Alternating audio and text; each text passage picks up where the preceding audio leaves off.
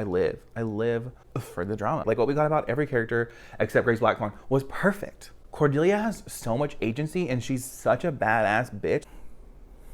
Oh my God, and when that girl was a reverse mermaid where like the top part was the fish, literally what was I talking about? Okay, we get it, you've been through some shit, your mom's fucked up. I literally just keep thinking of characters and just like, there's just so many, I'm all over the place. So many characters. There's literally so many characters.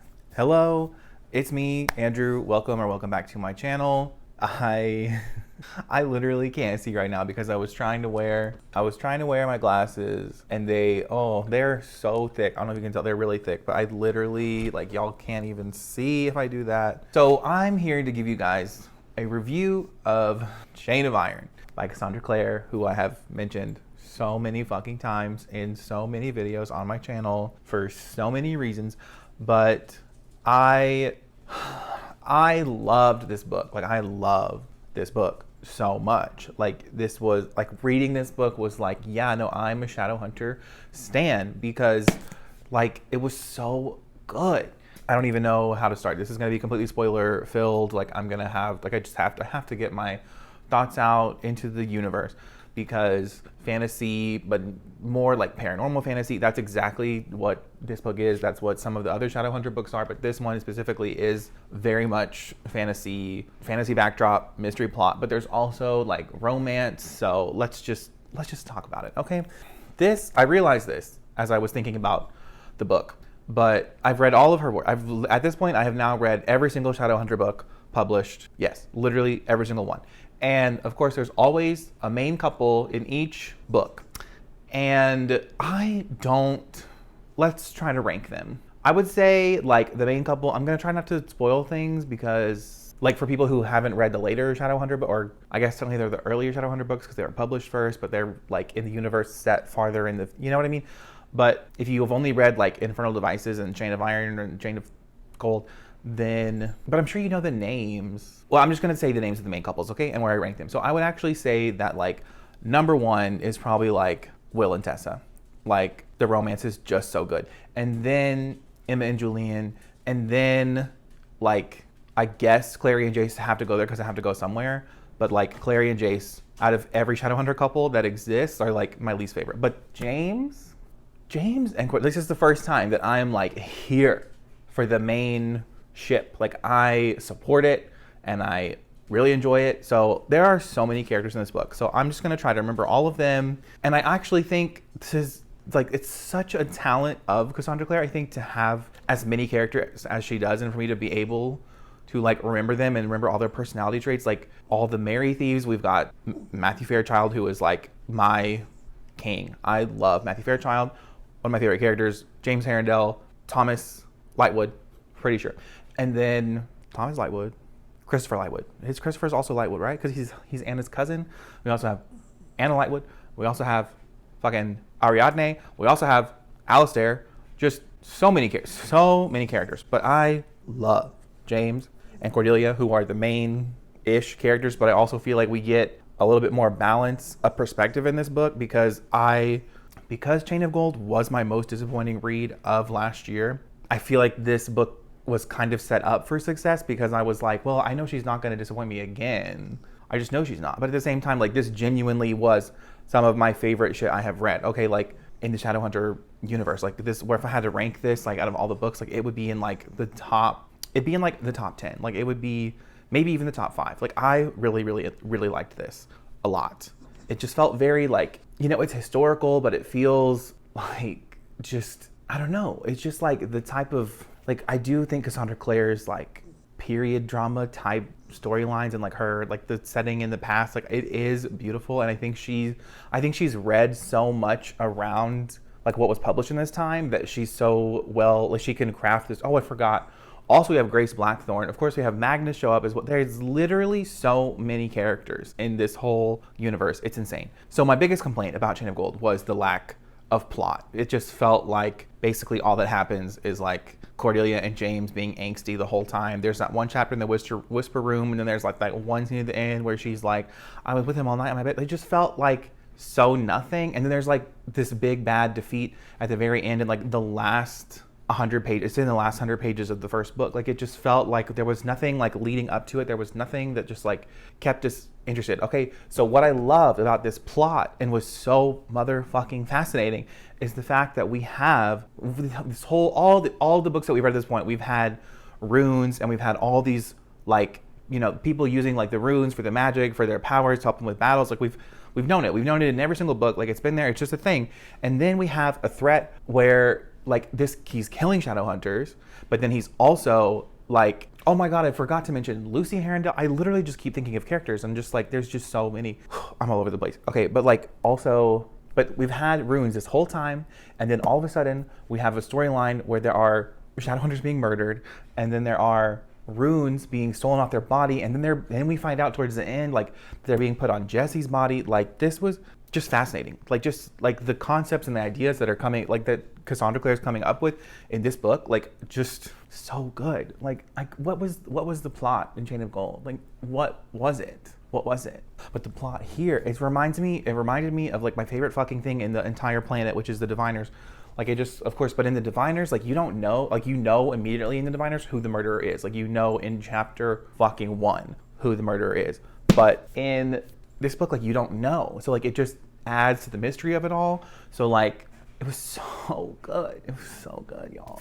But basically, like, this also, I feel like, had more going for it because it was split into 2 parts, and it felt more of like we move towards this thing, and then there's kind of like a climax, and then so like we have all part 1, and like all the Shadowhunters are being murdered, and like there's all the like thrill and suspense that comes from that, and then like Thomas is like doing patrol at night, and then he like the murderer is after him, but you don't know who the murderer is, but like, you know, and then there's that whole scene with like Thomas and Alastair, because like Alastair is following Thomas, and like all this background, like all the characters felt so much more fleshed out in this book, and I just like appreciated all the characters even more. And I'm just like, but like I honestly like could not tell you who a favorite character, like even like Christopher, even Kit, Christopher Lightwood, whatever, like even him, just like he's hardly in the book, but the scenes that you get with him in the book, like they show you like what kind of character he is, and he reminds me so much of like Henry from the Infernal Devices and stuff, but like not in a, like, I don't know, like I just feel like Cassandra Clare's like, that's her strong suit, is like the character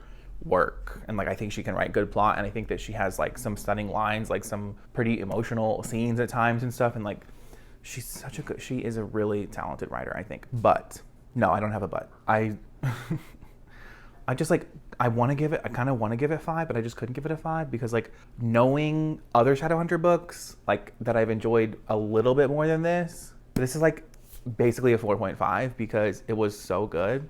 But let me just look at my notes. Okay. Oh, okay. Let's talk about Grace Blackthorne, who was so in this book. Like, that is kind of a critique. Okay. Like, we didn't need to see that much of her. I feel like, honestly, it could be cut in half, the amount of times we flash back to her life. Maybe not cut in half, but it definitely could have been cut down, like maybe a third, because it was just like, okay, we get it. You've been through some shit. Your mom's fucked up. Like, and we know from the Infernal Devices, like, why is she so angry? Like, I get it. Tatiana Blackthorne is a fucking mess. Like, and always has been, and probably always will be, and like that's fine. And like, man, so but like Grace just didn't need, like, she still sucks. I don't feel like she was like redeemed in this book. And then at the end, okay, so like, oh my god, the end.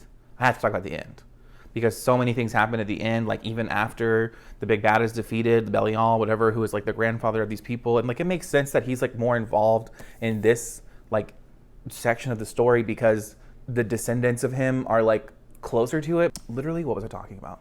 But it just makes sense that like Belial is like more involved because he's the grandfather of James and he's like the father of Tessa. So like, just makes sense that he's more involved in the story in this book and Chain of Gold and stuff. But talking about Blackthorne, Grace Blackthorne, like honestly, like her like little flashbacks were not the vibe. Like, I wasn't here for it. I was here for Cordelia and James playing chess. I was here for the Merry Thieves like coming over. I was here like when we find out like Matthew has a house next door or close by to James. Like, yes, like the friendship, the Merry Thieves, like, oh my god, and when that girl was a reverse mermaid where like the top part was the fish.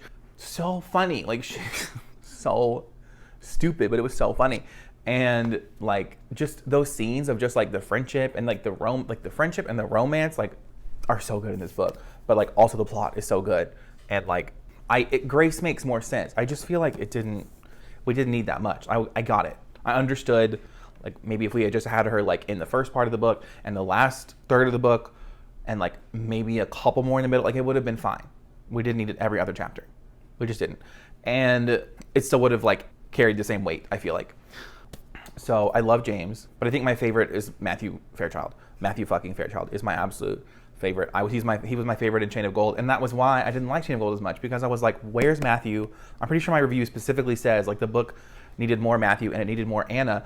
And the reason that I really wanted them was because I had already read Ghost of the Shadow Market, which specifically those two stories about them are like the best part of Ghost of the Shadow Market. Like those two stories are the best stories, arguably. I feel like the best two stories in Ghost of the Shadow Market. So like I wanted to read about them, and in this book I felt like it was so much more equally distributed. Like the perspectives were so much more equally distributed. Like we even get more about Thomas, like when he's on patrol, and then with Alistair and that whole thing, and then they talk about like the way that Alistair treated them back at the school and how like all the shit that he did and what it led Matthew to do with like his mom and like the potion and the fairy and it just felt like all the stuff that we had read before like mattered, and it was relevant, and it was like important and integral to the plot, and that was beautiful. And it made me like, it was like a reward for reading the short story collection. Like it made me so happy. And then all the stuff with Ariadne, and then Ariadne was married, or she was going to get married to Grace was going to get married to the brother, Matthew's brother, Charles Fairchild. She was going to get married to him, but like she didn't want to get married to him. Or was it Ariadne that was going to... There's so many fucking characters. Like, so many fucking characters. But of course, the Merry Thieves and James and Cordelia are the best. Like, they are my favorites. But also, Anna Lightwood. Like, come on. Fucking iconic. Okay, I just looked at my notes, and I'm so glad I took notes, because literally, I forgot, or I wasn't going to mention, James having these, like, previews and, like, literally seeing the murders with his own eyes, because, like, oh my God. Like, that was such an interesting plot point, and it just made it, again, it made that, like, as you read the book, it was so engaging.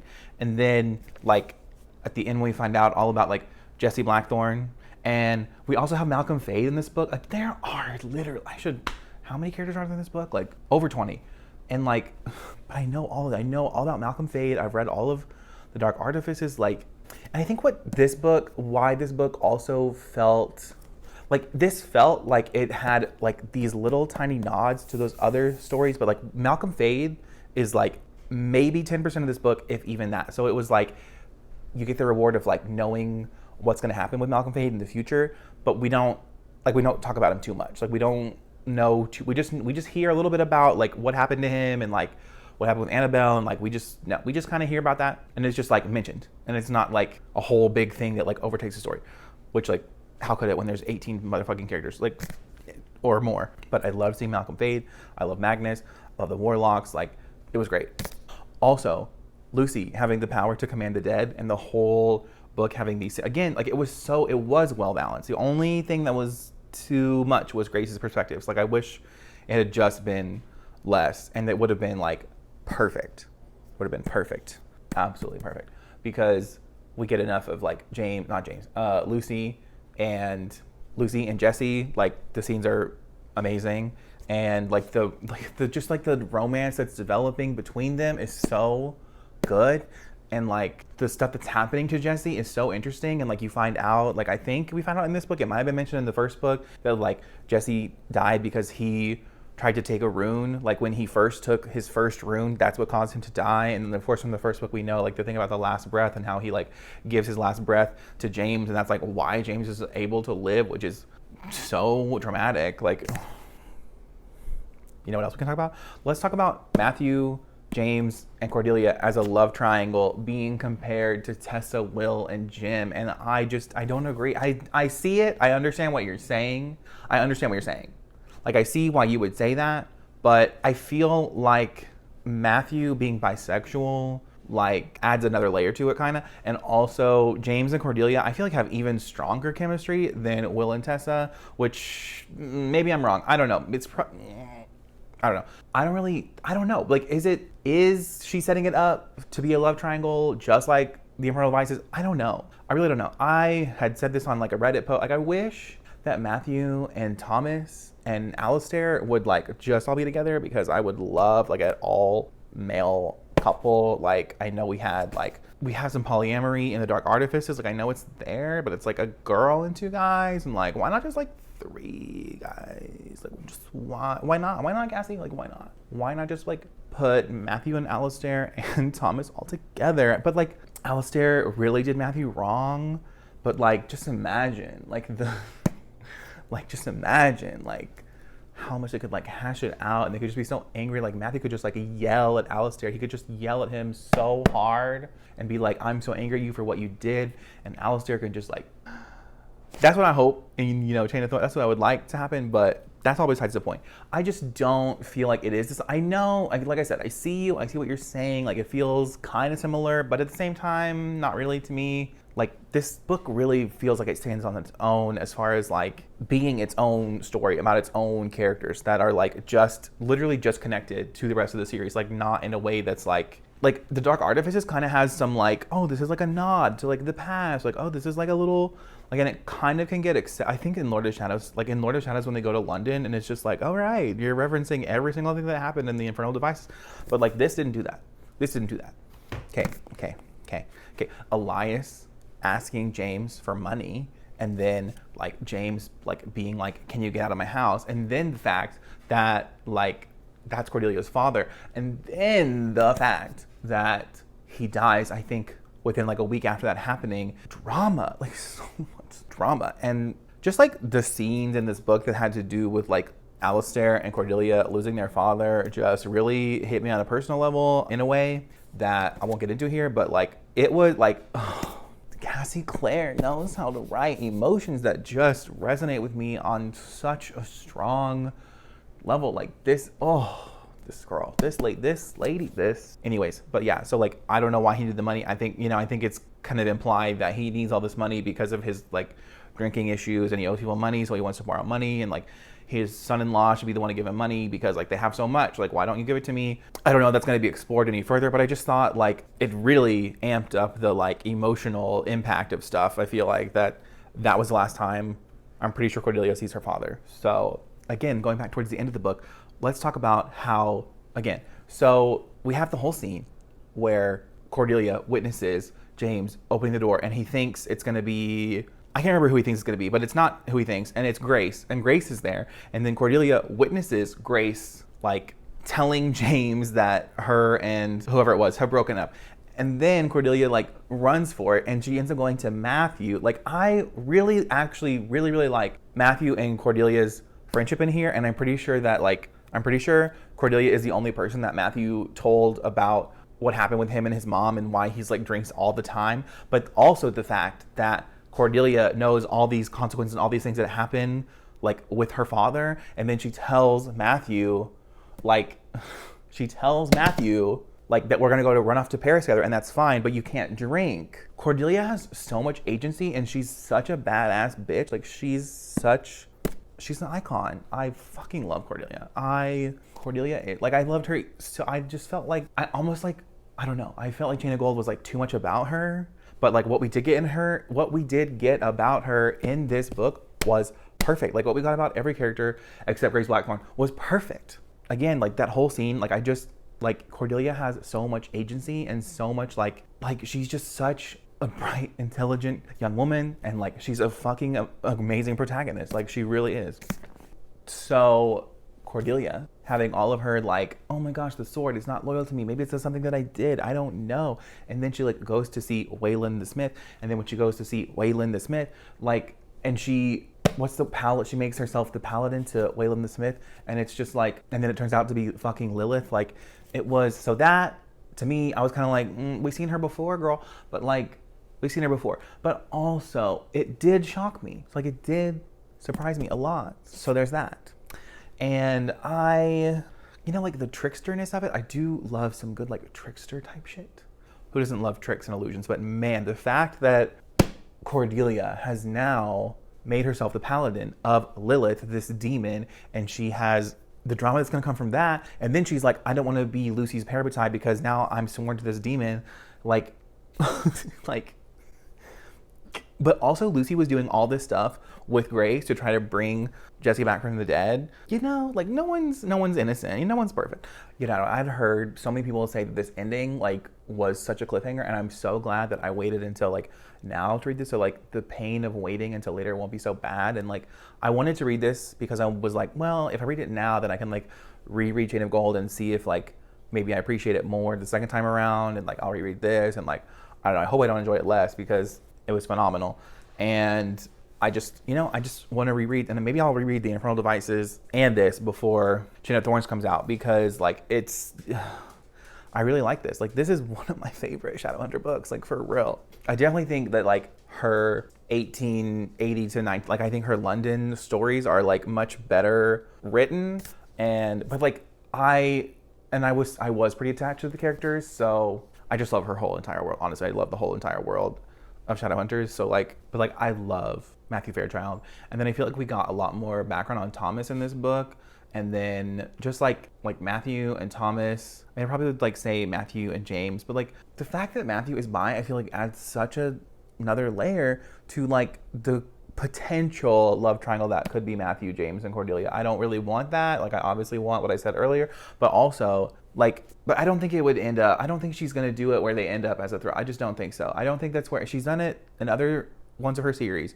but here, and I feel like I saw Cassie on Twitter talking about how she said Alistair, I think it was Alistair and Matthew, like yelling at each other, and like I live for the drama. So like I don't know what else to say. Like it was iconic, it was amazing, it was so close to being 5 stars. Like I feel like we could have had less Grace Blackthorne in this book and more Magnus Bane, and maybe even a little bit more Malcolm, or just like Magnus and Malcolm discussing Warlock stuff, because like, and I saw a couple, I haven't watched anybody's like YouTube reviews for this yet, like the spoiler, I saw maybe somebody's spoiler free one, but spoiler filled, I haven't watched them yet, but I'm gonna watch a whole bunch, and I'm gonna leave my faves that I watch, or any that I agree with a lot, or any that I just like their opinion, I'm gonna leave some in the description, because like let's get on the hype train, y'all. Like I'm here, I'm about it, I support it, like yes.